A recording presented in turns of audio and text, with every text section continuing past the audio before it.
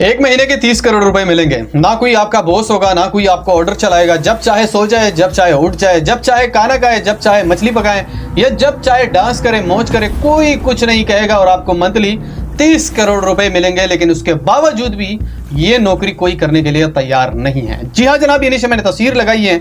ये जगह house light जो कि आइसलैंड के अंदर वाक़िया है, समंदर के बीच में 30 किलोमीटर के फासले पर वाक़िया है। यानी खुश्की से लेकर समंदर के बीच में 30 किलोमीटर जाना होगा, वहाँ भी ये जगह वाक़िया है। और इसका नाम है हाउस लाइट। और इसके अंदर आपने ड्यूटी करनी होगी और आपको मंथली 30 करोड़ रुपए मिलेंगे।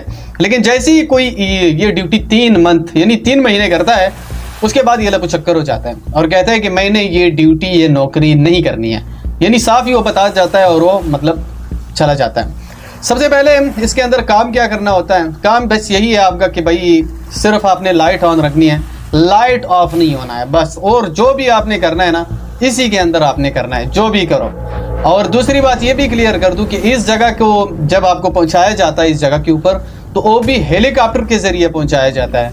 और पहले से ही ये मतलब आपके साथ दस्तखत कर देते हैं कि 3 महीने आपने मुसलसल यहाँ पे ड्यूटी करनी है, 1 महीना नहीं।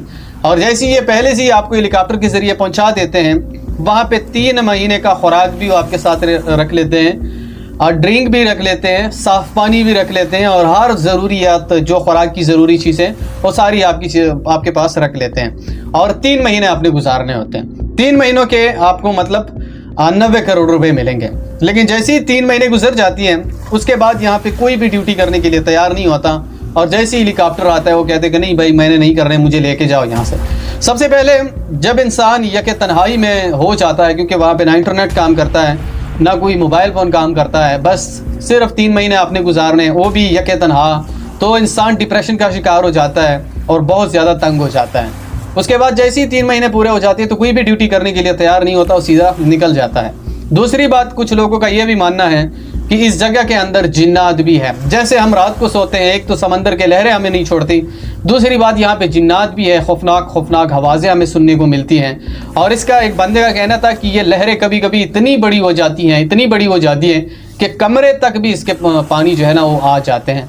तो इस बुनियाद पे यहाँ पे कोई भी ड्यूटी करने के लिए तैयार नहीं होता। अब आइसलैंड की गवर्नमेंट ने यह फैसला किया है कि यहाँ पे हमारे मुल्क के अंदर कोई भी इस जगह पे ड्यूटी करने के लिए तैयार नहीं है, तो हम ऐसा करते हैं कि आउट ऑफ कंट्री से कोई बंदे मंगवा लेते हैं।